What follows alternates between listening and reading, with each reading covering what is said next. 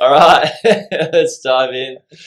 House and land packages. House and land packages. Yeah, what's a house and land package? Oh, I mean, I've learned a lot from you in house and land packages, and Yes. most of what I've learned about house and land packages have been from you, but also some examples of people that have bought house and land packages and their experiences. So I guess we'll talk to those. But what is a house and land package? Yeah. Well, house and land package is What it says. basically on a box. So you've got the land, well done, and then you've got a house that you put on top of the land, and they package it up to be a one, total price. And these are those billboards, right? These are those billboards that you typically see when you're driving somewhere and they're selling like a cheap house and land package, and you're like, wow, that's good, but yeah, you get into this house for $399,000, and you're like, what? Yeah. I can't even build a house for $399. Like, well, they can, but caution required. Hence the title of this podcast. But a lot of people, they start off their investing journey with house and land packages. It's a pretty easy sell. So I want to run through the pros and the cons and give you a couple of examples through this episode. What do you mean it's an easy sell?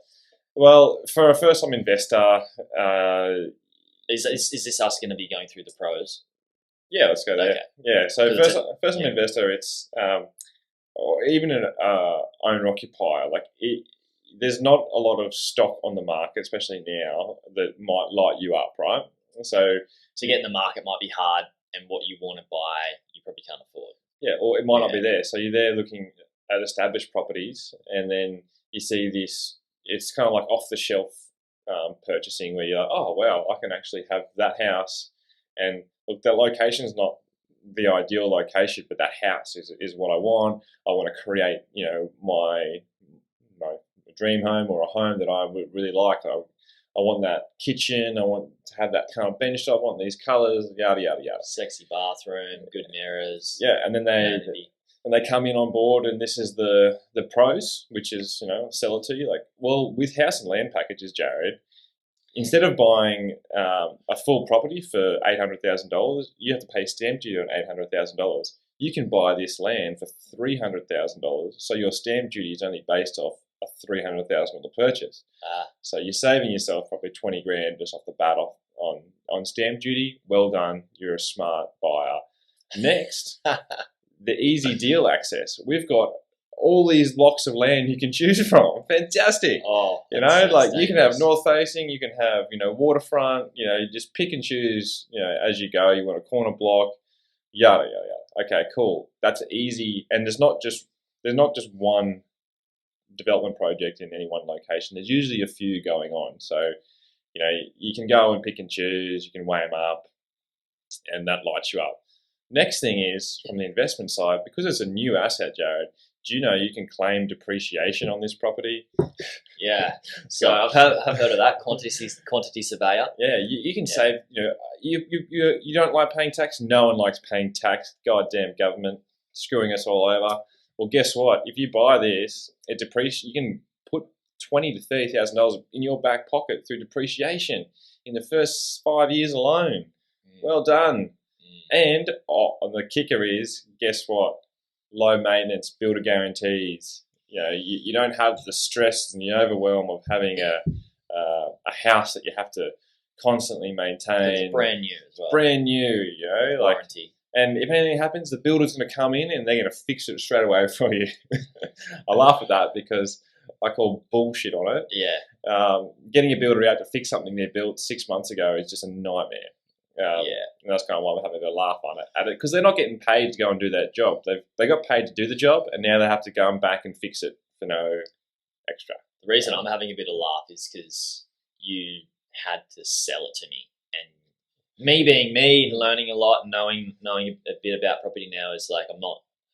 Most of those points for me, I'm like, I want the opposite. I'm happy to pay, higher stamp duty on a better asset. I'm happy to easy deal access, like talking about supply and demand of property. If I can get anything that I want, north facing, south facing, all that sort of stuff, means there's a lot of supply and not much demand. So I'm like, oh, that's not something I typically want. Good depreciation. I don't care about the depreciation. Everything depreciates. Yeah, you can do a reno on an existing property and get depreciation out of that. Yeah. And Yeah. so And then the low maintenance thing as well, of like, well, if you just buy a good solid asset that's old, it's low maintenance too. But like you said, these are the stories that I've heard is people have bought properties with contracts where they struggle to get a painter out to fix up some spots. They struggle to get, anything changed or maintenance happening within that first year. They just don't care. They just literally don't care about you. They sell the property and then you're just a number. They've got your money. They don't care anymore. Yeah. Typically, that's how I see it. And I've just knocked off every pro, just turned it into a bit of a con. So you can tell that the house and land packages we're not stoked about. No, and I'm going to go through examples of both what's a good house and land package and what's a bad house and land package. And I guess we should talk about who it's good for as well and who it's not so good for, because there's different types of people that house and land package might be good for like some certain group of people. Yeah, it is. Okay. And I'm just dangling that carrot so you keep listening to our voices to the back end of the podcast. I'm learning how this well works. A couple of pros on the house and land package side is there's a lot of government incentives, say first homeowner grants, builder grants, to incentivise you. So this is kind of where we'll lean into some of the examples later on is, those that are really struggling to actually save that deposit because, the world is set up against you to save any money. They can use these grants to help them get into a home, which is something that they own, and then they can, instead of paying rent, they're paying the mortgage. So there is a pro around that. So you're actually using grants and other people's money. Like now there's self-managed super superannuation where you can put money into that and pull money out of your super and only pay that 15% tax rate. So it helps you on your savings goal to get to that. And then first homeowner grants and builder grants too.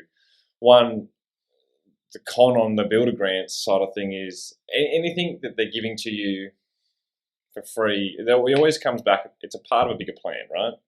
Like, so we'll give you these grants, but you only can do a brand new build. And for me, I'm like, well, you're not looking at the big picture.